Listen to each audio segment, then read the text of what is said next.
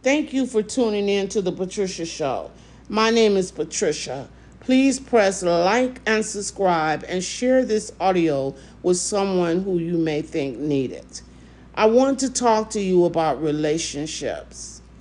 A lot of times people will let's say you're looking for your ideal mate, and you'll pray and say, God, please send me, a good mate for me. And then you'll get somebody, but they're more dysfunctional or as dysfunctional as yourself. This one lady came to me and she said that she had been praying for her to get the right man, and the man that she met was a drug addict. And she really believed that God had sent her this drug addict. And when I tried to explain to her, no, she didn't believe it. She thought God had sent her this drug addict. And my mother was telling me when she was alive that every time she would pray for God to send her a good relationship, he would send her this man that she used to go with that was an alcoholic. And she just didn't understand why God kept sending her this. So let me explain why this happens. When Now, first I'm talking to the wounded people, then I'll talk to the people who are not as wounded. For the wounded people, you went through some things in your childhood.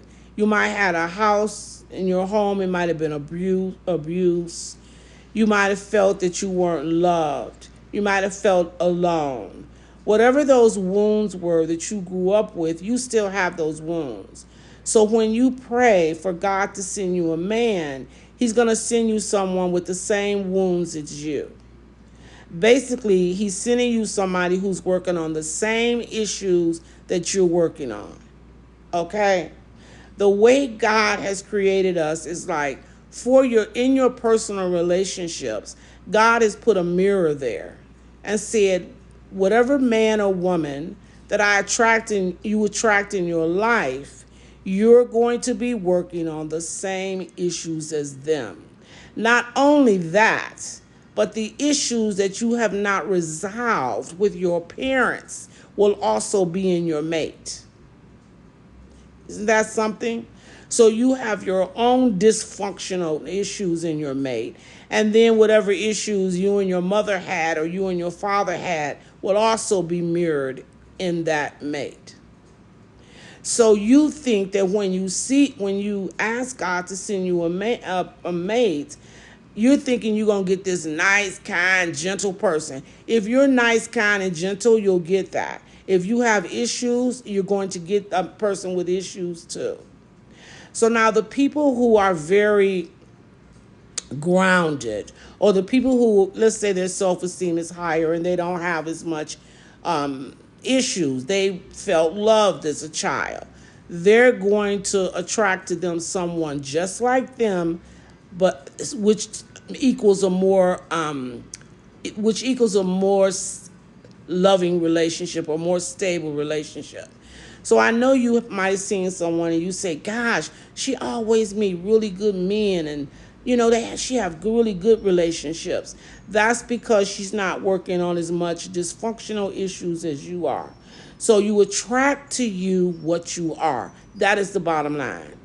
So the reason my mother kept attracting the alcohol man, because if somebody is on alcohol, they have very low self-esteem and they're working on some self-worth issues, self-esteem issues. And my mother did not drink. She wasn't an alcoholic, anything like that. But she still had those self-esteem issues and the self-worth issues. And so that is why she attracted that type of person to her. Most people that have those kind of issues, they do cover it up with drugs or alcohol or something like that. So when the lady attracted the drug addict to her, she had never been on drugs or anything like that. So she just thinking, oh no, I never been on drugs. People choose to deal with their issues differently. Some people, like I just said, would deal with their issues by covering up with drug and alcohol. Some people will not. It doesn't matter. That's not important. What's important is you're working on the same issues, and that's why you attracted that person. Your subconscious mind goes out like a beam of light. And when you ask for a mate, and they say, okay, what mate can I get that's going to work perfect with her, that's going to be aligned with her, that's working on the same issue she's working on, and that, or she or he is working on. Boom, there is one. Oh, he's a drug addict. Okay, that's going to fit perfect with her because her self-esteem is that low. Okay? So, all right, that's one thing. The next thing is that, let's say you say to God, please, God, send me someone kind and loving. Oh, no, not loving, just kind and thoughtful. But you selfish, very selfish. Maybe you don't even know you selfish, but you are. You are not going to get a kind and loving person when your ass is selfish. What you have to do is change yourself to a kind and loving self. And then God will be able to bring that kind and loving, kind and thoughtful mate to you. You see, you can't get what you are not. You're going to get exactly what you are. Now, the other component is this, is that your family, your parents, let's say you didn't get along with your mother at all. You and your mother argued all the time. You left the house. You ain't even talking to your mother no more. So that karma with your mother has not been what? It has not been completed at all. So how are you going to complete that karma? Because that's what you're here for. One of the main reasons, other things, but that's one of the main reasons, is to complete this karma. So let's say you're not even talking to your mother no more. You quit talking to her because y'all couldn't get along and y'all arguing. When you meet a mate, though, he's going to have issues like your mother. The same issue your mother had, this man is going to have. Okay? So you're going to have another chance to resolve these issues that you had with your mother with your new boyfriend. I want you all to think about the mates that's in your life now. Which parent did you not get along with, the mother or the father? Then look at that mate and see what issues are in that mate, like your parents. Let me tell you something. I never have been in a, oh my goodness, excuse me. Alexa, stop. I'm not going to start all over and record this because that would be the second time. So please, I'm sorry for the noise. Okay, so, okay, I'm sorry. Okay, so, you attract to you what you are, plain and simple. You attract to you what you are. I had put you all on a hold just a minute ago because there are people moving around, and I asked them not to move till I was finished, and I don't know what happened. They still was moving, so I put you on pause, and I forgot what I was saying. So excuse me, I'm sorry about that. So I'm just picking up, but I don't think I'm picking up where I left off at. But anyway, you attract to you what you are. No more or no less. Your mate is going to mirror your parents, the one that you didn't get along with. Oh, I know what I was getting ready to tell you all. I've never been around drugs, never was raised around drugs. My family's, nobody used drugs, drink, or anything like that. Yet both of my husbands were drug addicts. Both of them. My first one was on drugs. I think he started using drugs while we were married. The second one had used drugs prior to me marrying him. But he still, he had been on drugs. Now, what is the chances of that happening? But let me tell you something. Guess what? My dad, my biological dad, who I did not know, was on drugs. And that was the reason my mom did not marry him, because she found out he was on drugs. So I never met my biological father. But my I mean, at that point, I had never met him. I did meet him later on in my life. When I was older, I did meet him. But he had been on, even when I met him and I was a grown adult, he was still on drugs at that point. So what is the odds that both of my husbands would, would be on drugs?